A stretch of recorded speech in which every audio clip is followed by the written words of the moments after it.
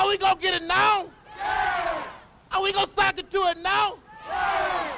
Are we gonna die for our freedom? Yeah. Are we gonna cry for our freedom? Yeah. And then we gonna get our freedom? Yeah. Are you ready to sing? Yeah. Sock it to a freedom fighter, ooh, ah.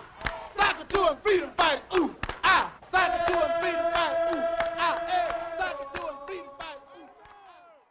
In 1967, Father James E. Groppi, a white Catholic priest in the inner city, pushed for fair housing in Milwaukee and stood up against racist citizens and a mayor who ignored the needs of the city's impoverished black residents. Groppi's stance influenced those in Washington, D.C., and helped change a nation. The Fair Housing Act made it illegal to refuse to sell, rent, or negotiate with anyone because they are in a protected class. James Groppi's passion to become a priest is what led him to be so involved in civil rights. He graduated from Bayview High School, then attended the Mount Calvary Seminary from 1950 to 1952, and finally the St. Francis Seminary from 1952 to 1959. According to Frank Okafor, the author of A City with a Chance, it was during his seminary years that Father Groppi began developing an empathy with the black poor. He worked summers at a youth center in Milwaukee's inner core. It was there that he saw the social suffering and ostracism that Negroes live with every day. His exposure to racism increased farther after he graduated from St. Francis. Groppi first served at St. Veronica's Church, which was a predominantly white church. He was transferred to St. Boniface, where he was instead met by a primarily black congregation.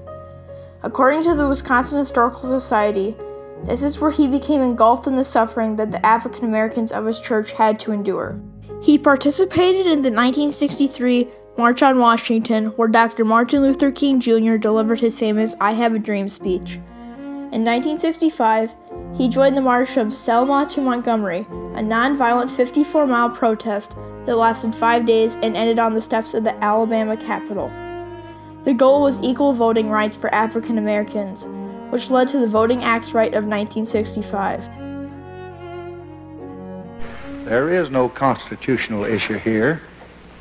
The command of the Constitution is plain. There is no moral issue. It is wrong, deadly wrong, to deny any of your fellow Americans the right to vote in this country. Groppi returned to Milwaukee and continued to act toward civil equality for Milwaukeeans. He was appointed the advisor of the Milwaukee chapter of the National Association for the Advancement of Colored People, NAACP, Youth Council. He used his position to take a stand against segregation in Milwaukee schools. On October 4, 1966, Father Groppi announced that the Youth Council had formed a non-violent but militant commando force to aid in the group's civil rights activism. He explained, "This is a direct action force that goes into very tense situations. That's very militant. They will be a police force. They will not be armed." Responding to charges of extremism, Groppi said, "We are not extremists. We are militant. We are a vigorous direct action group." Their most important job was to form a protective shield around the civil rights marchers. To protect the marchers, they practiced what they called not violence. Not violence meant they did not carry weapons or provoke an attack, but if the police or white crowds decided to come after the marchers, they were not afraid to fight. Nearly all of Milwaukee's Negroes lived in the 1-mile square created by West Wright, West Kilbourne, North 3rd, and North 12th Street. That was the space that made up the inner core. On August 23, 1967, the Youth Council came forward with a new plan to gain equal housing rights. Today for a number of reasons. One is to announce that we are going to march again on the south side this evening. We're going to begin here at the Freedom House at 6 o'clock, and we're going to take the same route that we took last night. We're going across the Mason-Dixon line. That's the 16th Street Viaduct, down to Lincoln Avenue, and again to Kosciuszko Park. Now, the commandos were over trying to get a permit to use the park again tonight, but no success. Locals said that viaduct was the longest bridge in the world because it connected Africa, the black neighborhoods in Milwaukee, to Poland, the white neighborhoods in Milwaukee. They would march until the mayor implemented a fair housing law. Throughout their marches, they were often met by thousands of angry white Southsiders who yelled racial slurs and threw objects such as rocks, garbage, and fireworks at the marchers. One activist, who recollected about a march, said it was one of the most frightening experiences of her life. To not know if you are going to get out alive or not because you have never experienced anger like you have experienced it by going across that viaduct. The police's response to the marching resulted in the burning of the Freedom House, the marchers' headquarters. Someone threw a bottle or something, I don't know, but they started to throw tear gas bombs. They flooded the whole area with tear gas and threw them inside the house. This whole block was covered with tear gas, and police shot their rifles off up in the air and made everyone scatter. And we were on 14th Street, and then we noticed the house was on fire. It started apparently from a tear gas bomb. Prentice was across the street here. He says it was a fire bomb. I don't know. They filled the house with tear gas. That's what started the fire. The policemen burned the place down. Another marcher recalls, as we got closer and closer to National Street, you could hear the chants of white power. We knew that the police weren't going to protect us. The first time there was a lot of glass being thrown, beer bottles. We couldn't walk on the sidewalk, so we had to move to the streets. That's when most people got hurt.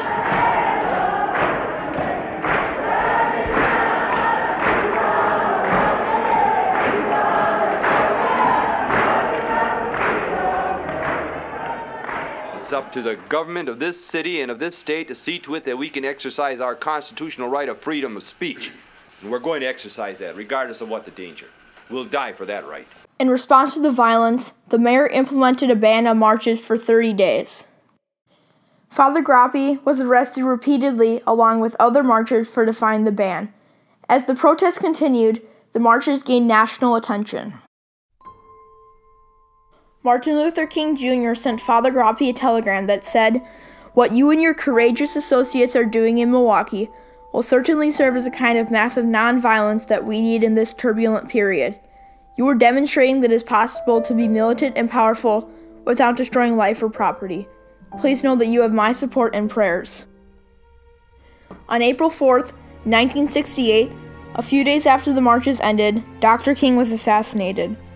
Father Groppi, marching for civil rights, states, while riots occurred in many cities across the country, Groppi kept people calm and led a peaceful march of over 15,000 people in honor of Dr. King. No riots took place in Milwaukee.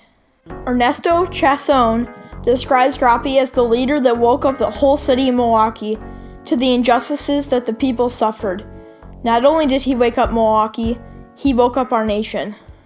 On the floor of the United States Senate in Washington, D.C., Father Groppi's influence and stance was heard loud and clear.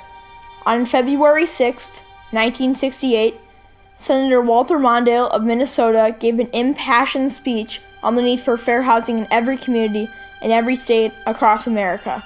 His role model was Father James E. Groppi.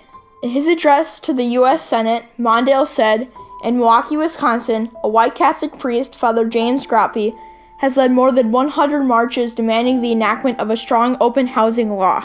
Mondale's point is that America can't progress as a nation if progress and equal housing rights only happens in pockets. Mondale said Groppi's message is our nation's message. There is no longer any economic, political, moral, or other justification for segregated housing. Just 1 week later, on April 11, 1968, 1 week after Martin Luther King Jr. was assassinated, President Johnson finally passed the Fair Housing Act, which protected all people, regardless of their race or religion, from discrimination in the sale or rental of a dwelling. Today, Father Groppi's accomplishment is honored with a bridge in Milwaukee that perfectly describes his fight, the James E. Groppi Unity Bridge. That was a viaduct he bravely led thousands of marchers across to protest racial discrimination. The measures he took to secure equal housing were also honored with the Passman Terrace Peace and Freedom Award, which is an award given by the Davenport Catholic Interracial Council to honor a person in their achievements in peace and justice, not only in their country, but the world. Keep your eyes on the prize.